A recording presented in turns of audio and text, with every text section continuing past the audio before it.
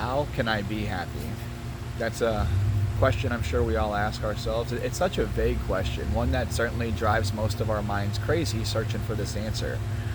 It's open to interpretation. Like, we all can define our own level of happiness, or what we deem as happy. But the thing is that no one wants to, or very few, I should say, really want to pay the price to get the thing. Everything in life comes at a price, guys. So to expect to not have to pay for actual happiness would just be ignorant. You're going to have to pay a price, and that is investing in yourself to get the true level of happiness that we all seek. Now, the thing is that we get things really twisted and misconstrued whenever we experience happiness in like certain spouts, like feelings of happiness, which come through external pleasures.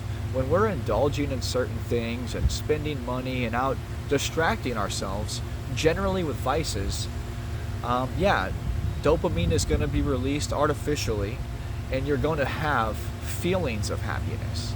But that doesn't mean that you're actually internally happy. No, in fact, it's generally the opposite. Those who spend all their time indulging externally are usually doing so because they're masking their true feelings internally. No, what we want is to be happy at baseline. When all the noise and distractions are away and it's just us and our thoughts, we're happy then. No, a lot of times people can't even sit and internally digest or assess what is going on because it's not happiness. What's on the inside is going to come out, and you're too busy, or you need to keep yourself busy because you don't want to face what is going on internally. Okay?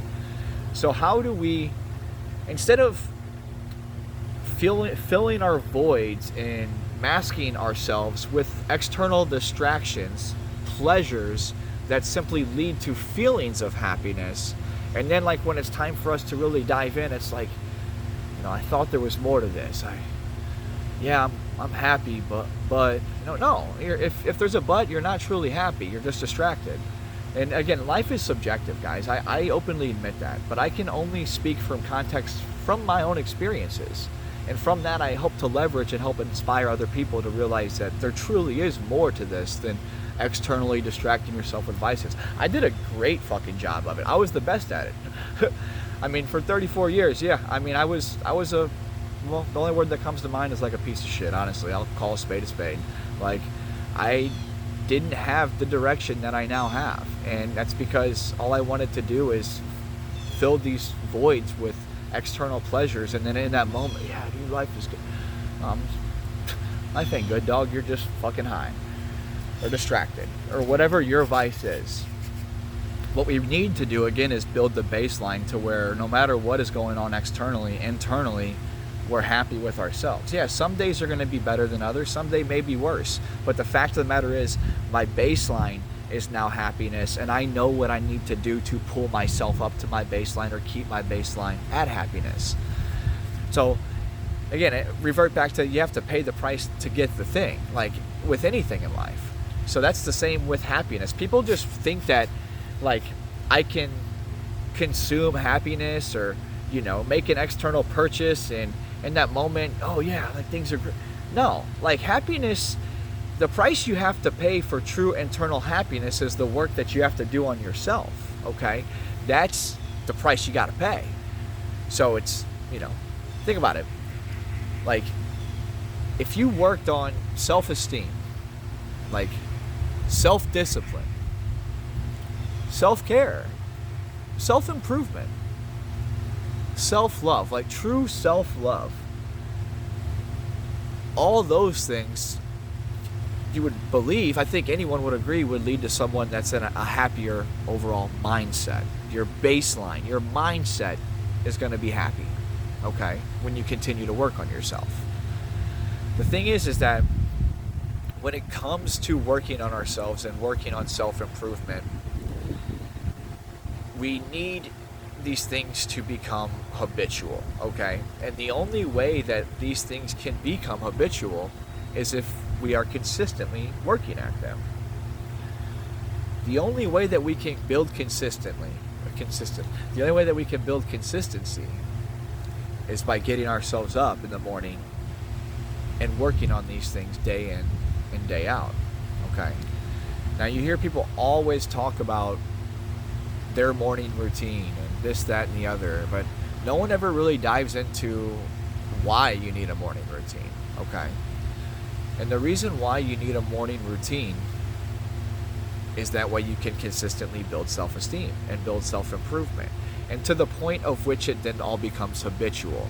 If these things do not become habitual, you will then be wasting too much energy on just the thought of accomplishing said tasks. And then on top of that, if you don't develop a habitual morning routine, there's too many distractions throughout the day and throughout life to where they will throw you off course. Okay? You cannot build a consistent routine when the rest of the universe is at play. Okay? When the rest of life is lifing, there's too much shit going on for you to day in and day out consistently build. Build is the strong word that build is the word of the day. Okay? Because that's what you got to do. You're going to have to build and rewire for these things to become habitual. Okay? But the only way that you're able to consistently do this is if the rest of the world is shut off and you don't have any external distractions to get in your way of consistently building. Okay? Now, if we look at that, take each day as an opportunity, because it is its own individual journey. Like, today is its own journey. I need to do these things to make sure and instill that I am my happiest. These things, the price that I have to pay to be my happiest is work on myself, self-improvement, self-discipline, self-care, taking care of myself, making sure that I better myself. This is a tri-state level of consciousness. At the end of the day, we need to win mentally, physically, and spiritually. If you can, at the end of the day, say that you check the box in all three categories, that's a fucking successful day. And there's multiple ways of which we can go about this, but at core, work out, read, meditate. That's a pretty successful day. We're selling ourselves. This is just the tip of the fucking iceberg, man. There's so much more that we can do once we start this process of working on ourselves and self-improvement. Once things become habitual by nature, now it's just stack more, build more, build more. Again, this term build,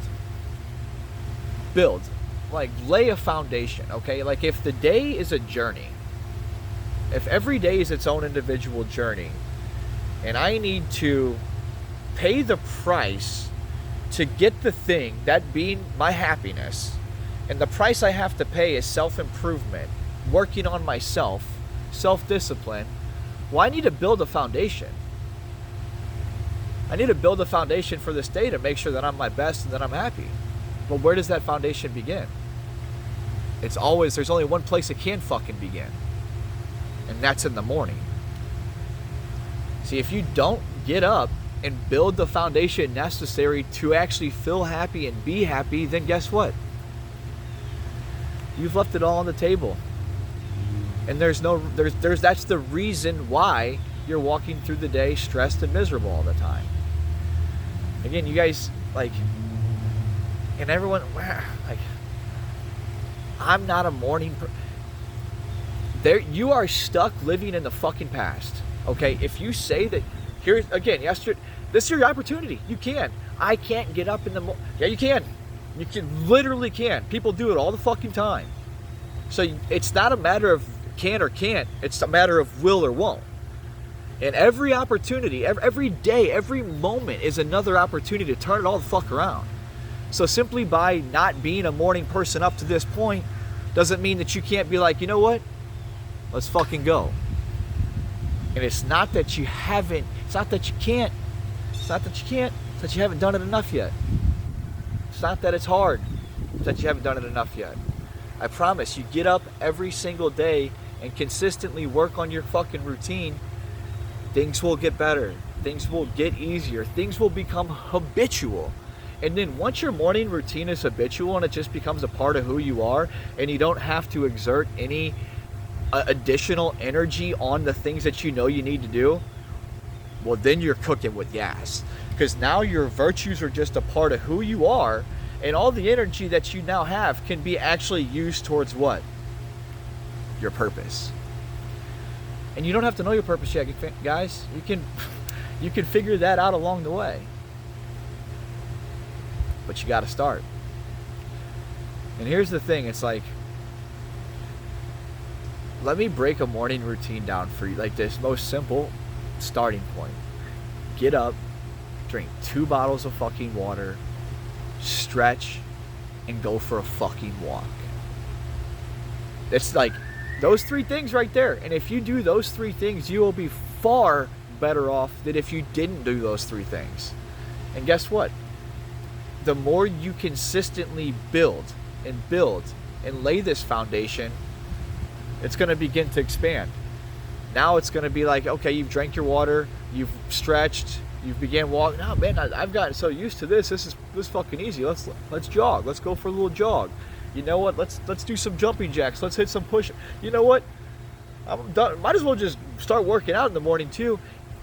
Then this thing just starts to take the fuck off. Once that ball starts rolling, that ball of discipline, and you have truly found yourself, all you want to do is continue to dive into yourself more and more. That's happiness. No breaks, guys. Click like, click subscribe. We're all in. Let's go.